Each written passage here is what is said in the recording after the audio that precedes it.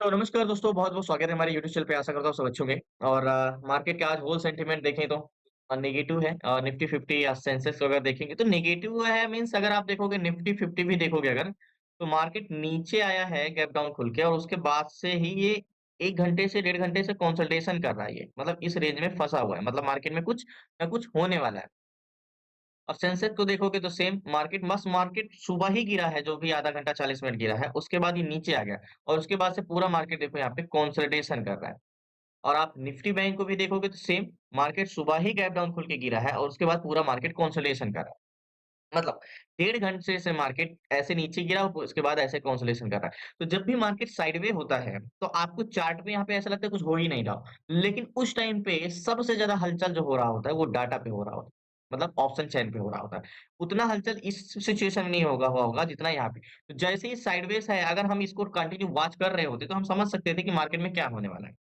अगर आप यहाँ पे देखोगे, तो होल मार्केट नेगेटिव है, बट हमें इंडेक्स में ट्रेड नहीं करना, हमें स्टॉक में ट्रेड करना है। तो स्टॉक में ट्रेड करने के लिए हमें स्टॉक सिलेक्शन जानना बहुत ज़रूरी है। जैसे कि मैं आपको ऑप्शन चेन बताता हूँ कि ऑप्शन चेन प्राइस एक्शन एक वे है चलने का और एक मॉनिटर का काम करता है।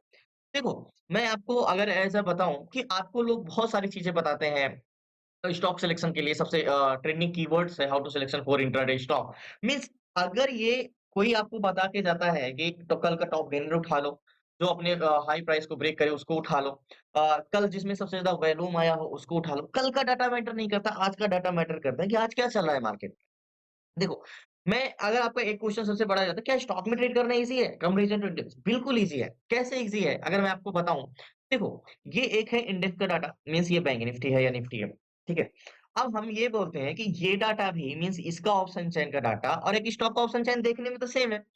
लेकिन एक ये डाटा बहुत ज़्यादा वोलेटाइल होता है, मीन्स बहुत ज़्यादा बदलाव होते हैं, बहुत ज़्यादा चेंजेस होते हैं। तो यहाँ पे क्या है, हम इंडेक्स में ट्रेड करने के लिए हमें थोड़ा-सा एक्सपर्ट बनना पड़ता है, एक्सपीरियंस होना पड़ता है। क्यों?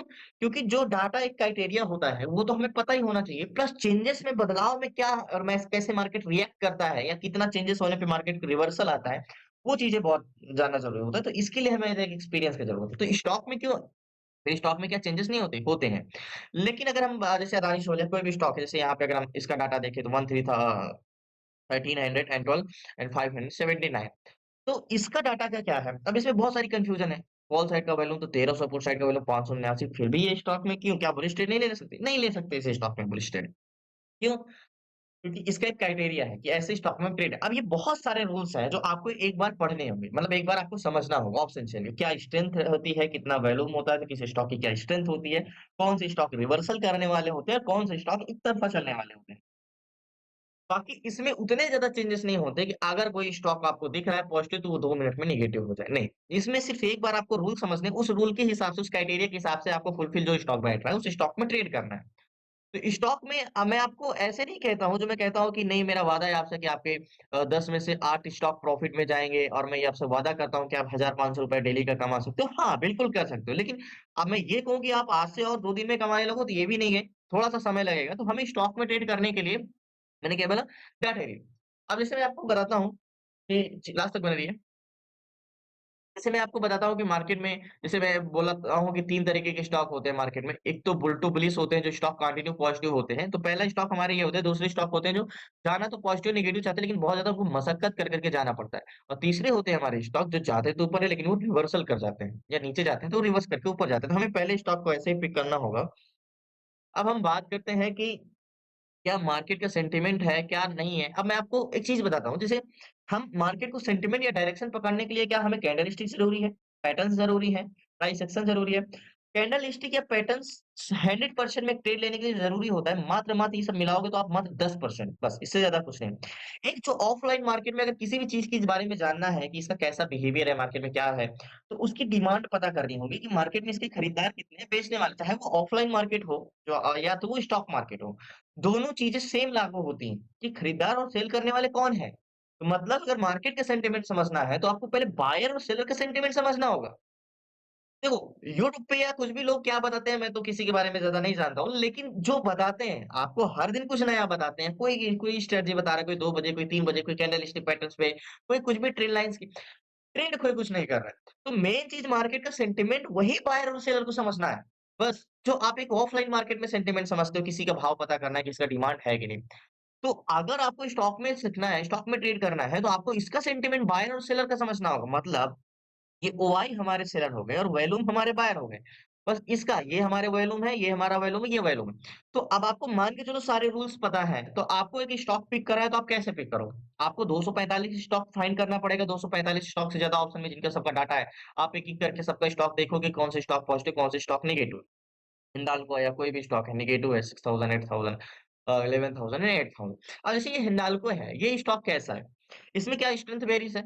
हाँ, मार्केट ये हिंडाल्को स्टॉक तो नीचे जा रहा है बट इसमें मैं ट्रेड नहीं कर सकता। क्यों नहीं कर सकता? क्योंकि इसकी उतनी ज़्यादा स्ट्रेंथ नहीं है। मैंने सिर्फ अभी इसका चार्ट नहीं देखा, इसको मैंने सिर्फ एज़ अ एक डाटा देखा और ये एग्ज़ैक्टली है, रिवर्सल के चांसेस। नीचे जा रहा है लेकिन ये रिवर्स कर सकते हैं। अब हम बात करते हैं कि हमें स्टॉक पिक करने के लिए जैसे मैंने आपको सीट्स दी है। हम यहाँ पे सीट्स पे चलते हैं, ऑप्शन सीट्स पे। तो 245 स्टॉक में आप तभी जज कर सकते हो कि 245 स्टॉक में कौन सा स्टॉक बेस्ट है जिसमें सबसे ज़्यादा स्ट्रेंथ है। तो आप जब सबका डाटा सामने देखोगे तभी तो पिक कर सकते हो। तो अगर हम यहाँ पे क्लिक करते हैं कि सबसे ज़्यादा पीसीआर किसमें, सीपीआर किसमें है, सबसे ज़्यादा मणप्पुरम में है, अगर सोना कॉम्स में है, सबसे ज़्यादा सीपीआर 3.10 का है और टाटा कंज्यूमर में 3.02 का है, स्कॉट में 1.3 पॉइंट का स्ट्रेंथ है, 0.56 का पीसीआर है। तो और अगर सबसे सही तो ये है लेकिन शायद इसका चेंज पीसीआर गिर रहा है फिर 79, 93, 3.2 का है, टाटा कंज्यूम भी है। टाटा कंज्यूम टाटा कंज्यूम अगर हम यहाँ पे देखें, अब देखो, अब मैंने ये सीपीआर ये मार्केट की स्ट्रेंथ पता था नहीं बायर का और इस सेलर का। तो मैंने यहाँ पे एक क्लिक किया और मैंने यहाँ पे देखो सब एक क्लिक किया तो ये पता चल गया कि सबसे ज्यादा कम स्ट्रेंथ किसमें है और एक क्लिक किया तो यहाँ पे मुझे पता चल गया कि सबसे ज्यादा किसमें स्ट्रेंथ है।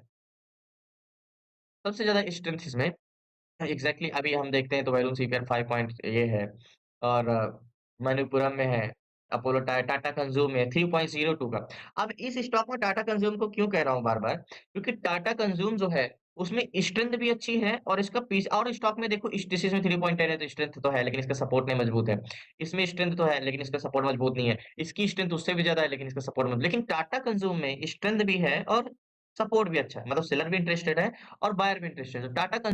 तो फाइनली टाटा कंज्यूम को अगर हम यहाँ पे इसका चेंज इन पीसीआर या सीपीआर देखते हैं कि क्या इसका है टाटा कंज्यूम का, तो मार्केट कंसोलिडेशन किया था मॉर्निंग में पीसीआर ज़रूर गिरा था, लेकिन इसके बाद इसका पीसीआर गिरा, इसका सीपीआर अगर देखते हैं तो देखो, टाटा कंज्यूम में जो बायर है ना, वो बहुत तेज़ी से है। देखो, मार्केट 2 लोगों से चलता है, एक बायर से और एक सेलर से। तो टाटा कंज्यूम में जो सेलर हैं, वो मार्केट को ऊपर जाने से रोक रहे हैं अभी, ठीक है? लेकिन जो इसके बायर हैं अगर आप यहाँ पे देखो तो ये ग्रीन लाइन, ये मार्केट से भी ऊपर चल रहे हैं, मतलब बायर फुल कोशिश कर रहे हैं कि ये स्टॉक को हम ऊपर ले जाएँगे। सेलर रोक रहे हैं इसको, ठीक है यहाँ पे।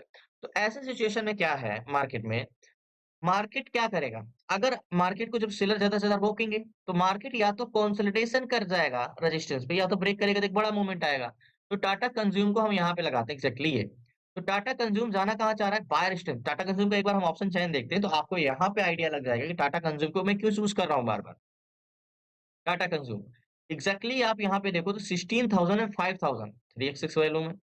और यहाँ पे सेलर थोड़ा-सा मतलब यहाँ पे पीसीआर गिरा है, सीपीआर अगर मेन इम्पोर्टेंट सीपीआर है। अगर आप यहाँ पे देखोगे तो देखो, मार्केट से ऊपर मतलब इसको बाइंग भर-भर के कर रहे हैं। तो सबसे पहले टाटा कंज्यूम को हमें वन डे टाइम फ्रेम में लगाना होगा। तो मैंने कितना ईज़ी से यहाँ पे टाटा कंज्यूम को क्यों चूज़ किया?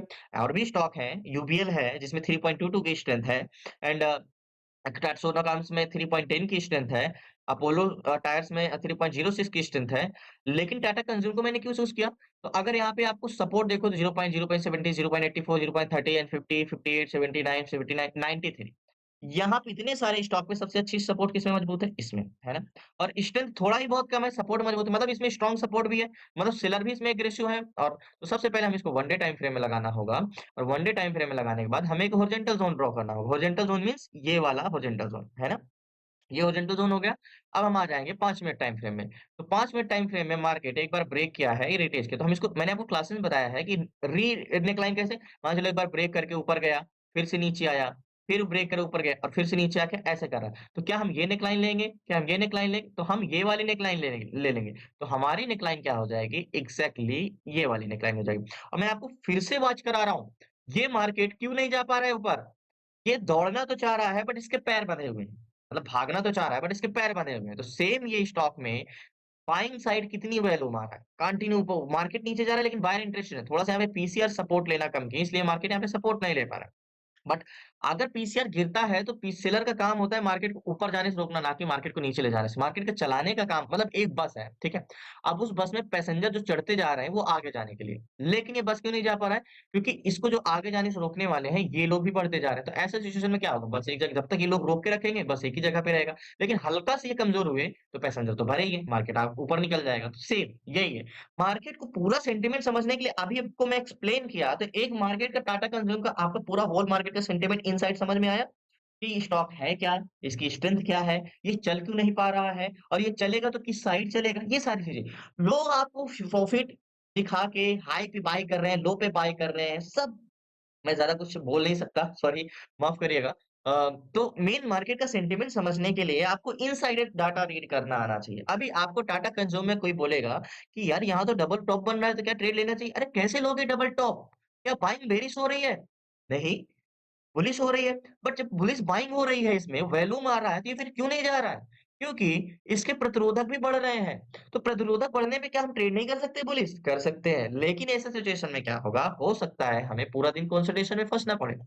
मीन्स अगर आप भागना चाह रहे हो तो आप इस उम्मीद से होगे कि अगर आपके पास क्षमता बढ़ती जा रही है तो एक टाइम पे आप प्रतिरोधक को तोड़ के निकल जाओगे जो भी आपको रोक रहा है। बट अगर प्रतिरोधक बहुत मजबूत होते गए यानी आप जिससे बंधे वो बहुत मजबूत होता गया तो क्या करोगे? ज़्यादा से ज़्यादा आप भाग नहीं पाओगे। बट उल्टी दिशा में तो नहीं भागोगे ना। तो सेम टाटा कंज्यूम ऐसे ही है, सीपीआर बढ़ता जा रहा है, बहुत अच्छा स्टॉक है। तो हमने यहाँ पे चूज़ किया इस रीज़न से मैंने टाटा कंज्यूम को। तो इस पे ट्रेड करना है। अब ट्रेड करने के लिए सबसे पहले हमें गैन कैलकुलेटर लगाना होगा। तो गैन कैलकुलेटर हमें एग्ज़ैक्टली यहाँ पे एक बार हम गैन कैलकुलेटर लगाते हैं। एग्ज़ैक्टली मॉर्निंग में होते थोड़ा-सा लेट हो गए हैं, नहीं मॉर्निंग में होता तो अब तक तो ट्रेड मिल चुका होता। तो हम यहाँ पे टाटा कंज्यूम को हॉरिज़ॉन्टल ज़ोन का प्राइस डालेंगे, तो हॉरिज़ॉन्टल ज़ोन का प्राइस जो है हमारा 1031 का है। 1031 कैलकुलेट करेंगे तो गैन का कहना है कि 1032 पे जाएगा तो आप बाय कर सकते हैं 1039 का टारगेट। तो 1032 पे ही है और 1039 का टारगेट ये वाला टारगेट मतलब गैन कैलकुलेटर की तो बाइंग ज़ोन में है और सेलिंग ज़ोन गैन कैलकुलेटर क्या है?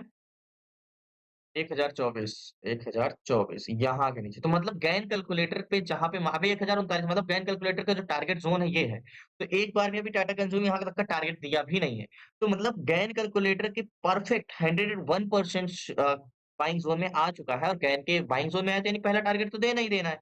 तो हम टाटा कंज्यूम में बिना देर किए हुए इस पे ट्रेड लेते हैं बुलिश साइड का। और मैंने आपको फिर से बोला कि थोड़ा बहुत नीचे जा सकता है क्योंकि इससे सेलर बढ़ रहे हैं तो मार्केट क्या करेगा कंसोलिडेशन करेगा। बार-बार वो बॉटम को टेस्ट करेगा कि और इसमें वॉल्यूम बढ़ते जाए जिससे हम इसको तोड़ के आगे निकल सकें। तो इस पे ट्रेड लेते हैं लास्ट तक बने रहिए प्लीज़ आपसे रिक्वेस्ट है इसको सब्सक्राइब कर लीजिएगा। आपको मैं फिर से दिखा रहा हूँ थोड़ा-सा पीसीआर आपको यहाँ पे वो जाते हुए दिखा होगा लेकिन इसका वॉल्यूम काफ़ी इंक्रीज़ हो रहा है। लास्ट तक बने रहिए मैं इस पे अभी आपको ये थोड़ा-सा नीचे जाते हुए दिख रहा है ज़रूर, लेकिन ये नीचे नहीं जा रही है इसलिए जा रहा है कि और वॉल्यूम आ सके और ये और मजबूत हो सके जिससे इसको तोड़ के ऊपर निकल सके। लास्ट तक बने रहिए। तो फाइनली टाटा कंज्यूमर ने 200 क्वांटिटी है और 41,248 का फंड लगा है। तो बहुत बड़ी मतलब प्रीमियम नहीं है स्टॉक का 41,000 में 200 क्वांटिटी है। तो आपको सुनने में लग रहा होगा कि 200 क्वांटिटी बट मात्र 41,000 ही लगा है। तो मैंने 200 क्वांटिटी बाय किया है और मेरी बाइंग प्राइस एग्ज़ैक्टली इस प्राइस की है ₹1030.81 और अभी 1071 पे चल रहा है। तो अब हम बात करते हैं टारगेट की कि टारगेट हमारा यहाँ पे क्या होने वाला है। तो सबसे पहले इसको हम 1 डे टाइम फ्रेम में लगाएँगे। 200 क्वांटिटी मैंने बिना सोचे समझे ले लिया क्योंकि मुझे पता है अगर इसमें बाइंग आ रही है तो ये स्टॉक अभी नहीं तो ऊपर थोड़ी देर में तो ऊपर जाने वाला ही है। अब हम बात करते हैं टारगेट की तो टारगेट हमारा प्राइस एक्शन के हिसाब से मैंने क्लासेस में बताया तो पहला टारगेट था 1035 या 1040 तो प्राइस सेक्शन के हिसाब से हमारा ये वाला टारगेट मिल रहा है 1040 का। तो 5 मिनट टाइम फ्रेम में आओगे एग्ज़ैक्टली ये वाला ज़ोन, ये टारगेट। लेकिन गैन कैलकुलेटर का कहना है कि ₹1039.54 तो मतलब 50 पैसे पहले ही टारगेट दे रहा है। तो हम सिंपली एक राउंड फिगर ज़ोन रखते हैं 1039 का ये। अब 31 चल रहा है, 200 क्वांटिटी है, तो अगर यहाँ से 9-10 पॉइंट भी मिलता है तो बहुत है। तो आपको पता है इस बस में पैसेंजर की कमी नहीं है आगे जाने के लिए। जब भी जाएगा तो बड़ी कैरेंस बना के भी निकल सकता है। तो इसमें स्ट्रेंथ बहुत अच्छी है। ये ऐसे स्टॉक है कि देखो कंसोलिडेशन करेगा बड़ी कैंडल्स में लाके क्योंकि इसको जाना ऊपर चाह रहा है। बायर बहुत भारी लेकिन इसको रोक के रखा है। जैसे ही छूट पाएगा ऊपर निकलेगा। वेट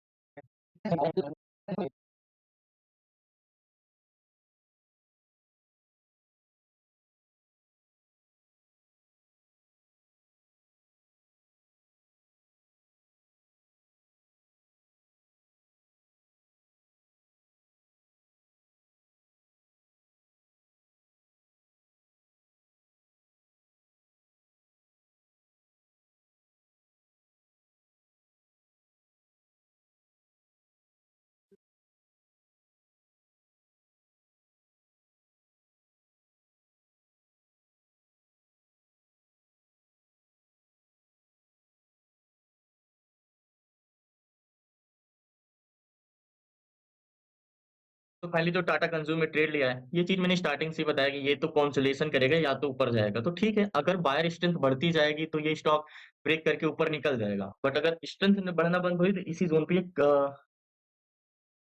कह सकते हो कि कंसोलिडेशन करता रहेगा। जैसे ये ब्लू लाइन है, ये नीचे गिरा है मतलब सेलर हावी हो रहे हैं इस पे। तो इसको और रजिस्टेंस मजबूत कर रहे हैं। बट इसका अगर वॉल्यूम सीपीआर आप देखोगे तो फिर भी बढ़ता जा रहा है। मतलब स्ट्रेंथ ऊपर की ओर बढ़ती जा रही है, इसको रोकने वाले भी ऊपर की ओर बढ़ते जा रहे हैं। तो ये इसी पे कंसोलिडेशन करता है। अगर हल्का सा भी कमज़ोर हुए सेलर तो बहुत तेज़ी से ये ऊपर जाएगा। और कर भी क्या सकते हो, सबसे बेस्ट यही स्टॉक था तो हमने इसको पिक किया है।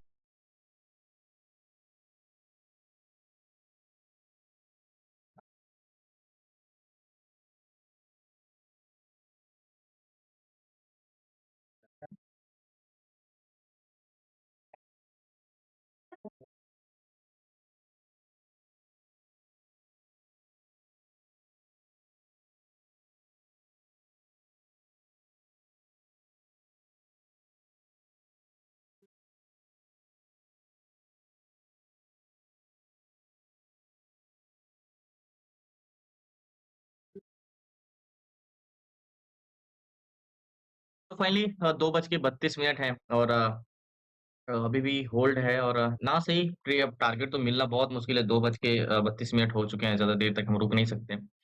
एंड सीपीआर तो अभी भी पॉजिटिव ही है और पीसीआर तो वही कंसोलिडेशन कर रहा है, तो मेन चीज़ तो आज होल मार्केट तो नेगेटिव ही है और कंसोलिडेशन कर रहा है 3-10 तक वेट करेंगे और जो भी मिलेगा लॉस या प्रॉफिट या कॉस्ट टू कॉस्ट जो भी होगा एग्ज़िट करेंगे क्योंकि मैंने ज़्यादा बोला ना कि गिरेगा नहीं, या तो ये कंसोलिडेशन करेगा या तो इसी रेंज में अगर इसको ब्रेक किया मीन्स अगर हल्का-सा भी यहाँ पे मेरे ट्रेड लेने के इसके पीछे का रीज़न है कि हल्का-सा पीसीआर इसका पॉज़िटिव होगा तो बहुत तेज़ से ये ऊपर जाता। बट और गैन कैलकुलेटर के बाइंग ज़ोन में भी था। कोई नहीं वेट करते हैं लास्ट तक बने रहिए थोड़ी देर और आधे घंटे और वेट कर फाइनली आज का दिन तो आज खाली गया। ऐसे ही समाप्त करते हैं लास्ट तक बने रहिए पोज़ीशन में स्क्वायर फाइनली टाटा कंज्यूम में मैंने पोज़ीशन अपनी स्क्वायर ऑफ कर दिया। तो ₹3 माइनस में ही बुक किया। पॉइंट 2-3 पॉइंट माइनस में ही बुक किया एंड आज मार्केट के हिसाब से मीन्स इसका मार्केट जब बढ़ रहा था तो इसका पीसीआर गिरने लगा था। तो मतलब कॉल सेलर ऐड होने लगे थे तो रेजिस्टेंस मजबूत होने लगा। तो इस रीज़न से मार्केट नीचे तो नहीं जाने वाला। देखो मैं आपको एक चीज़ ये बताता हूँ कि मार्केट में जो हम ट्रेड करते हैं 2 तरीके से होता है। कभी रिवर्सल वाली स्टॉक नहीं करना चाहिए जिसमें स्ट्रेंथ बुलिश हो बट वो जा नीचे रहा हो या स्ट्रेंथ बेरिश हो और जा नहीं ऊपर रहा हो। तो ऐसे स्टॉक में ट्रेड करो तो रिवर्सल होगा। बट ये ऐसा स्टॉक था या तो कंसोलिडेशन करेगा या तो ऊपर जाएगा। बट हाँ, ऊपर नहीं गया वॉल्यूम उतना भी इंक्रीज़ हुआ लेकिन ब्रेक नहीं कर पाया। अगर हम एक बार फिर से रिफ्रेश कर लें टाटा कंज़्यूम को, तो आपको मैं यहाँ पे जैसे बताता हूँ टाटा कंज़्यूम, देखो, यहाँ पे ये पीसीआर नहीं बढ़ा। अगर ये हल्का भी सपोर्ट ले लेता तो मार्केट अच्छा जाता, लेकिन इसका सीपीआर बाय लास्ट तक भी इसमें डिसइंक्रीज़ नहीं हुआ। अगर यही चीज़ हल्का-सा ये भी ग्रो कर जाता तो मार्केट अच्छा जाता ऊपर। कोई नहीं, आज का दिन ऐसे ही समाप्त करते हैं, माइनस में ही बुक किया बट इससे बेटर मौका मिलेगा कल। आज क मार्केट में हमने जो स्टॉक सिलेक्शन किया उसमें कोई गलती नहीं है। ट्रेड बिल्कुल परफेक्ट था, सब कुछ परफेक्ट था और हमने ट्रेड भी सही लिया है। जब आपका ट्रेड सही हो तब आप रॉन्ग जाते हो तो फिर कोई उतना डिमोटिवेट होने वाली बात है नहीं है। क्योंकि होल मार्केट ही आज कंसोलिडेशन किया। आप अगर निफ्टी बैंक की बात करोगे तो Nifty bank full day consolidation and अगर आप सेंसेक्स की बात करो तो फुल डे कंसोलिडेशन एंड अगर आप निफ्टी 50 की भी बात करोगे तो फुल डे कंसोलिडेशन। मतलब होल मार्केट में कहीं भी बाइंग नहीं आई। इसमें भी स्ट्रेंथ तो बहुत अच्छी थी। मॉर्निंग में चला भी था अगर आप सवा 9 बजे बात करो तो यहाँ से मार्केट पॉजिटिव ही है, चला भी। लेकिन सेलर की वजह से मार्केट ऊपर नहीं जा पाया। हल्का-सा मार्केट होल मार्केट थोड़ा-सा भी सपोर्ट ले लेता तो ये चला जाता। तो कल मिलते हैं न्यू ट्रेड न्यू शेयर के साथ। मैंने माइनस में पोज़ीशन अपनी बुक किया। बाकी कल इससे भी अच्छा मौका मिलेगा। और आपको सीखना है ए टू जेड सारी चीज़ें स्टॉक मार्केट से रिलेटेड तो डिस्क्रिप्शन में नंबर है, आप उसे व्हाट्सएप करके जुड़ सकते हैं 6 मंथ की क्लासेस में। ए टू जेड सारी चीज़ें stock intraday, stock SIP, swing trade, option selling, option buying, stock fundamental, IPO A to Z सारी चीज़ें 6 मंथ की क्लास है। धन्यवाद आपका।